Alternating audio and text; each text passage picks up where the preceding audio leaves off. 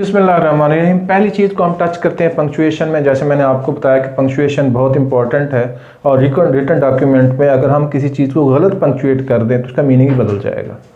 एक वैसे examination point of view से देखें तो बाकायदा एक फुल फ्लैज पैराग्राफ आता है पंक्चुएशन का फर्स्ट ईयर सेकेंड ईयर में। अगर फेडरल बोर्ड की बात करें तो उसमें उन्होंने डिफरेंट चीज़ें जो हैं पंक्चुएशन के हवाले से गलत की हुई होती हैं, तो उसमें वो कहता है जिसको आप प्रॉपर तरीके से पंक्चुएट कर दें और वो 6 या 7 नंबर का पैराग्राफ आता है बोर्ड में। ये तो है बोर्ड का एक नेसेसिटी है कि इसमें आप वो क्वेश्चन सॉल्व कैसे करना है। लेकिन वैसे अगर देखा जाए तो इंग्लिश का कुछ भी पढ़ना लिखना है, जो भी डॉक्यूमेंट है, जब भी आप कोई चीज़ कंपोज करते हैं, अगर आपकी पंक्चुएशन कमज़ोर है तो यकीनी तौर पर सेंटेंसेस जो है आपके कमज़ोर होंगे, यकीनी तौर पर तहरीर के अंदर वो अफेक्ट नहीं आएगा जो आना चाहिए।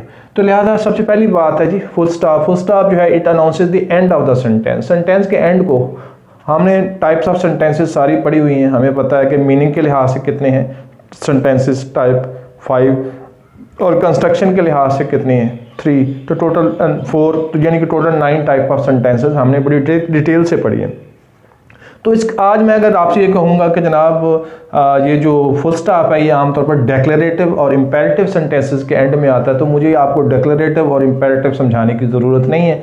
उसके लिए पहले से आप वो लेक्चर देख चुके हैं जिसमें हमने ये देखा था कि सेंटेंस की टोटल 9 टाइप्स होती हैं, जिसमें से 5 बाय मीनिंग होती हैं और 4 बाय कंस्ट्रक्शन होती हैं। तो लिहाजा 5 बाय मीनिंग जो थी वो मैंने आपको डिटेल के साथ करवाई थी और 4 बाय जो कंस्ट्रक्शन थी वो भी डिटेल के साथ आपको वो टाइप्स ऑफ सेंटेंसेस करवाती थी। तो लिहाजा वो कहता है कि डेक्लरेटिव सेंटेंसेज हैं या इम्पेरेटिव सेंटेंसेज हैं, उनके एंड में फुल स्टॉप होता है।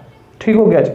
आगे देखते हैं जी कि वो कहता है, बस मिसाल देख रहे हैं कि देखें, there was a book on the table. अब ये कौन सा सेंटेंस है? जैसा कि आपने फौरन पहचान लिया होगा कि ये डेक्लरेटिव है, पॉजिटिव डेक्लरेटिव है जी। ठीक है जी, अफर्मेटिव सेंटेंस है, डेक्लरेटिव सेंटेंस है, तो इसके एंड में फुल स्टॉप है। It announces the end of the sentence. ये फुल स्टॉप हमें बताता है कि यहाँ आगे बात कहने वाले की ख़त्म हो गई। दूसरा देखें जी, bring your bag with you and leave the class.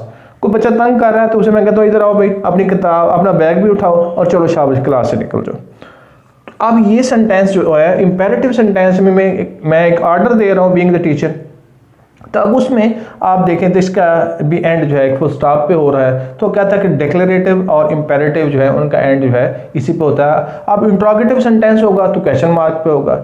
इसके अलावा अगर एक्सक्लेमेशन सेंटेंस है तो उसके बाद एक्सक्लेमेशन मार्क पे होगा।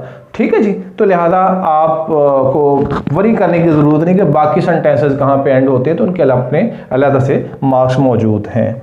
इसी तरीके से एक यूज़ तो ये हो गया फुल स्टॉप का कि ये डेक्लरेटिव और इम्पेरेटिव सेंटेंसेस के एंड को अनाउंस करता है। It announces the end of the sentences as far as declarative and imperative sentences are concerned. Number 2, ये एब्रीवेशन में यूज़ होता है फुल स्टॉप। मिसाल के तौर पर जैसे हम MA लिखते हैं तो M के बाद डॉट डालते हैं, फिर A के बाद डॉट डालते हैं। अगर हम इन डॉट्स को देखें तो यहाँ पे आपको वाज़ेह तौर पर नज़र आ रहे हैं ये है और ये है। लेकिन मॉडर्न ये इसलिए डाल रहे हैं कि मास्टर ऑफ आर्ट्स पूरा लिखने की बजाय हम MA लिख रहे हैं। लेकिन मॉडर्न में स्टाइल ये आ गया कि वो आप बगैर डॉट के भी MA ऐसे ही लिख देते हैं। ये मॉडर्न ट्रेंड है। इसी तरीके से MP लिखना हो तो हम देखें M के बाद डॉट है, P के बाद डॉट है, क्योंकि शॉर्ट फॉर्म लिख रहे हैं। लेकिन मॉडर्न ट्रेंड इसका ये है कि ये भी डॉट के बगैर लिखा जा सकता है। UNO अगर देखा जाए यूनाइटेड नेशन ऑर्गेनाइजेशन, हर एक अल्फ़ाबेट के बाद हमने डॉट डाला और मॉडर्न ट्रेंड आ गया कि UNO वैसे लिख लेते हैं। ये मॉडर्न स्टाइल है, लेकिन ट्रेडिशन के लिहाज से आज भी उनके बाद हमें डॉट डालना पड़ेगा। रह गई बात मिस्टर और मिसेस की। ये वो स्पेलिंग है जिनको हम डॉट के बगैर आजकल लिख रहे हैं। पुराना ज़माना होता था कि इसमें हम यहाँ डॉट डालते थे, यहाँ भी डॉट डालते थे, कि जो नहीं डालते तो हम कहते यार ये बड़ा गलत किया है, मिस्टर के बाद इसने फुल स्टॉप नहीं डाला। तो जो मॉडर्न ट्रेंड है वो कहता है कि चूंकि मिस्टर के पूरे स्पेलिंग इन्हीं को तस्लीम कर लिया गया है और मिसेस के पूरे स्पेलिंग इन्हीं को तस्लीम कर लिया गया, तो लिहाजा इनमें भी मॉडर्न ट्रेंड है कि इनको भी बगैर डॉट के लिखा जाता है। मॉडर्न तहरीरों में इस तरह लिखा जाता है, जो ख़ास तौर पर लेटर जो है हम कम्युनिटी को लिखते हैं, फ्रेंड्स को लिखते हैं। बाकी इनमें आमतौर पर इन चीज़ों का ख्याल नहीं करते। अलबत्ता जो ऑफिशियल लेटर लिखे जाते हैं उनके अंदर पूरी पंक्चुएशन का ख्याल रखा जाता है, क्योंकि वो ऑफिशियल होते हैं। वहाँ एक चीज़ का मफहूम वही उन अथॉरिटीज़ के पास जाना चाहिए जो एक्चुअली हम कहना चाहते हैं। तो लिहाजा ये है सिर्फ फुल स्टॉप का हवाले से मैं अगर मुख्तसर बात करूँ तो फुल स्टॉप जो है it announces the end of the sentence.